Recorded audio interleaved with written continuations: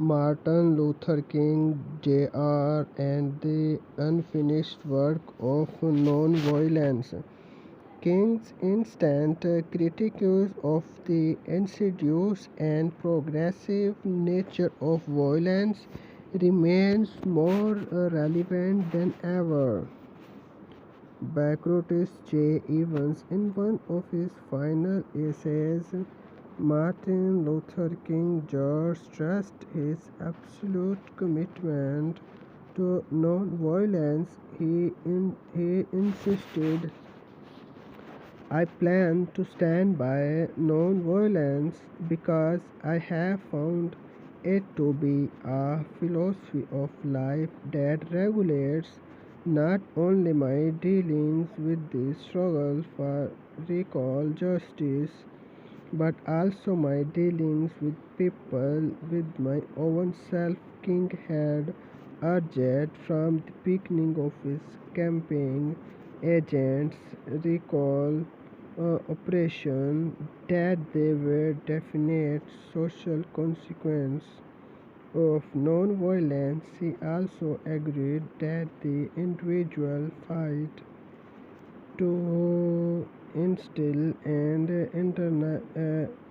internalize love and genius, concern for the welfare and flourishing of others, was necessary to replace an internal spirit of violence in the every struggle against those who supported and defended systems of injustice in their varied forms. Even in his most pessimistic mode, King expressed hope that collective non-violent action would avert national disaster, create a new spirit of class, and recall harmony and write another luminous moral chapter in US history. Yes, over a half a century after King's assassination, violence has become routine.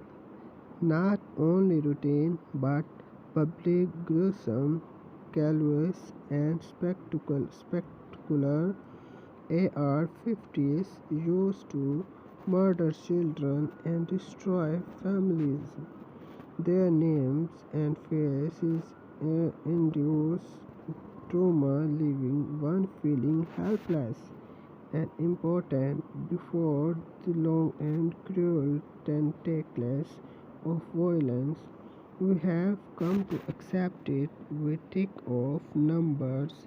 Some elected leaders offer thoughts and prayers rather than concrete a proposal to address the root causes of this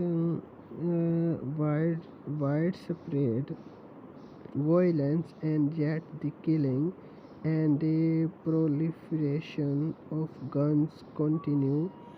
On December 11, 2022, Augustana Lutheran Church in Chicago held a local memorial service on the 10th anniversary of the Sandy Hook Elementary School massacre. The names have become a litany since then: Portland, El Paso, Buffalo, Uvalde, Highland Park, and so many others. Parents wept as they spoke before pictures and memorials of their loved ones killed by gun violence.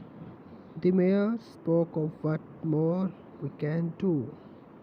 Ministers, Arabic state senators, and anti-violence activities all gave voice to the tragic and painful pervasiveness of violence in our society. My mind wandered to other reminders of violence: the active shooter posting on the wall at the local gym, instructions of campus building on what to do and where to go, in a matter of seconds. There is no safe space now, and yet mothers testified, fathers cried and recalled, people named their dead loved ones. They told stories about them as if by giving voice to their memories they would prevent them from lapsing into anonymity and not having been. They invoked presence through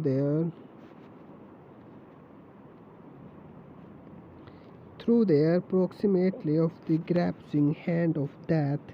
Candle light flickered, the modern strains of violent strings that both haunted and comforted. So many spoken words that somewhere seemed fably precious because of their superfluity.